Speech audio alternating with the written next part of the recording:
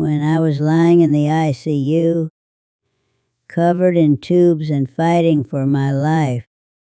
I opened my eyes and saw my only daughter sitting beside my bed, anxiously flipping through my will and insurance papers. In that moment, I didn't cry, and I wasn't angry. I simply realized something.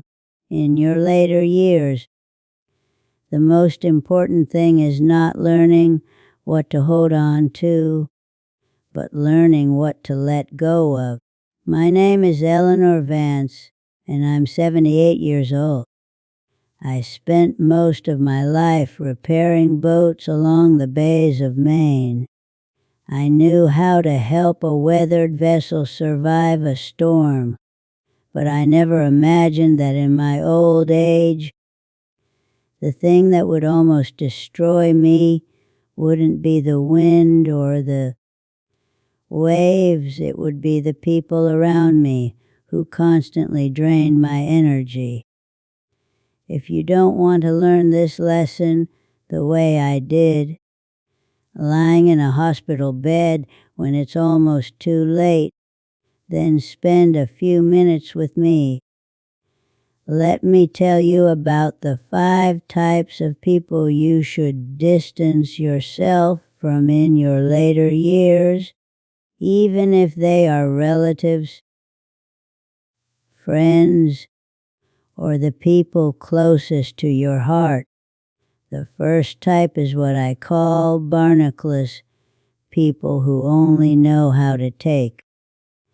These people love unloading their problems onto you, but they never care about yours. They call you a friend, but in reality, they treat you like a free emotional dumping ground. I had a friend named Joyce, whom I'd known for over 40 years. After retirement, she called me almost every week. Every conversation was the same: complaints about her husband, her daughter, her neighbors, or life itself. One time, my arthritis was so severe that I hadn't slept all night.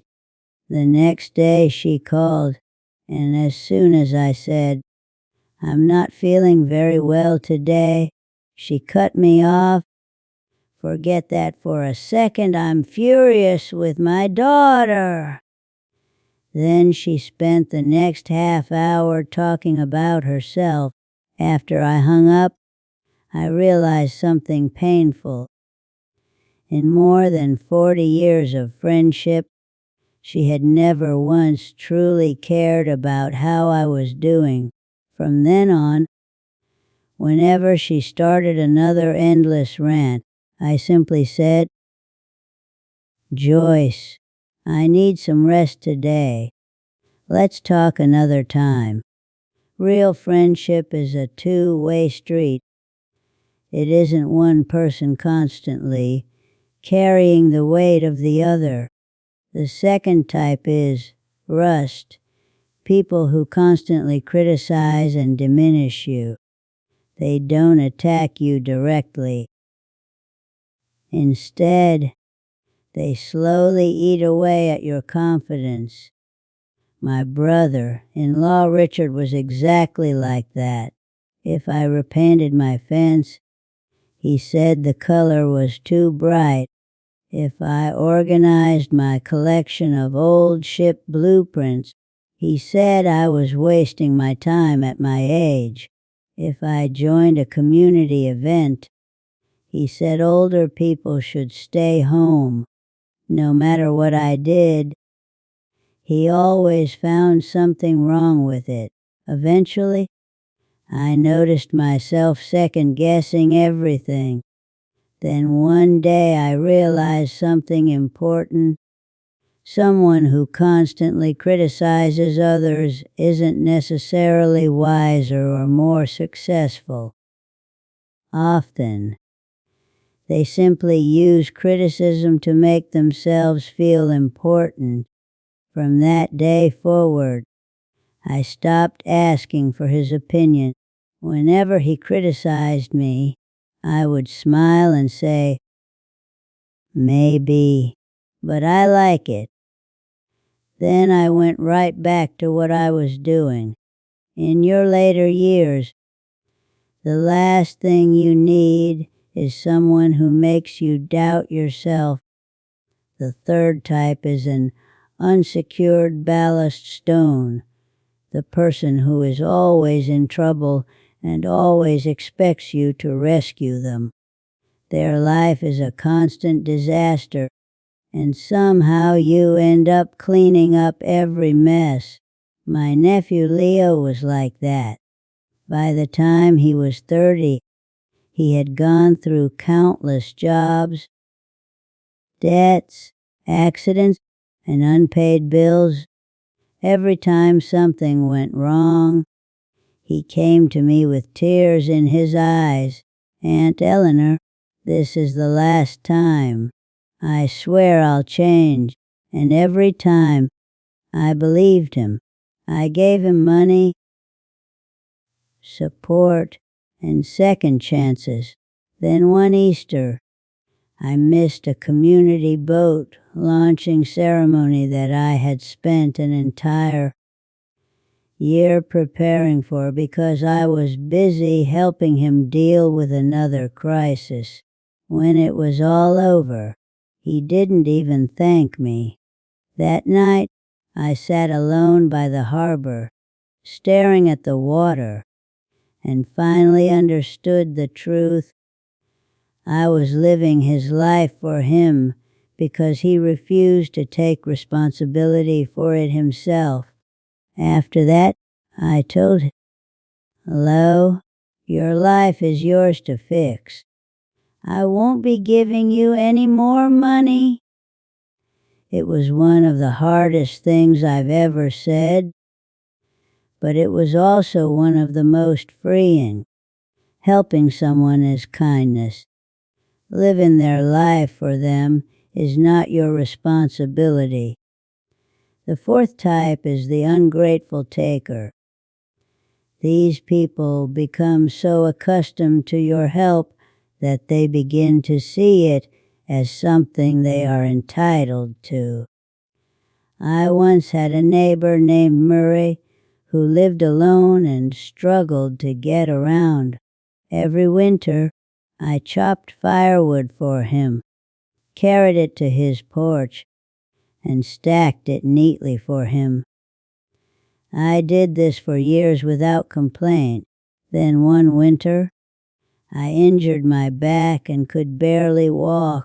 That evening, instead of asking how I was feeling, he shouted over the fence, "Why didn't you bring my firewood today? My stove is about to go out." I stood there in disbelief. After all those years of helping him, he no longer saw it as kindness. He saw it as an obligation. That was the day I stopped spending my energy on people who took without appreciation. Instead, I began volunteering in the community, helping people who genuinely valued the support they received. Remember this, your kindness is a gift, not a debt you owe anyone. The fifth type, and by far the most dangerous, is the person who uses love and family as a weapon to manipulate you. The person who hurt me most was my daughter Clara. She had a respectable job in Boston and earned a decent income. Yet whenever she wanted something she couldn't afford, she called me. "Mom, I'm struggling." "Mom, I really need this." "Mom, if I don't buy it, I'll look terrible in front of my friends." Every time she cried, gave in, I dipped into my retirement savings and my personal funds to help her. I told myself it was what a loving mother should do. But when I saw her sitting beside my ICU bed, more interested in my will than in whether I survive, everything became clear. After I left the hospital, I sat down with her and said, "From now on, I won't be giving you money anymore. I need those resources for my own life and medical care." She was furious. She accused me of changing. She called me selfish. For a long time, she barely spoke to me. But I didn't back down.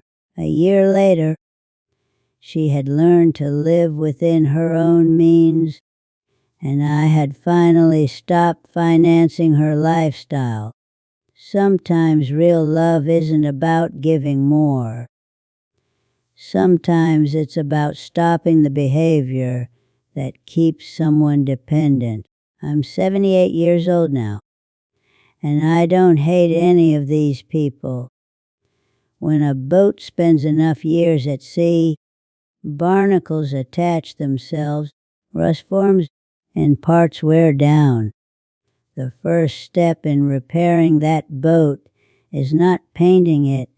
It's scraping away everything that's weighing it down. Life is no different. In your later years, the goal isn't to accumulate more things, more obligation, or more burdens. The goal is to remove what steals your peace.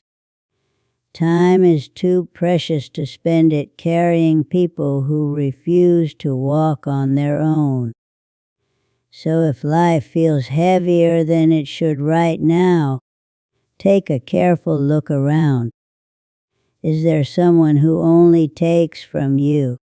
Someone who constantly criticizes you? Someone who takes advantage of your kindness? If there is, consider taking a step back, not because you're cold-hearted, but because you've finally learned to value your own life. My name is Eleanor Vance.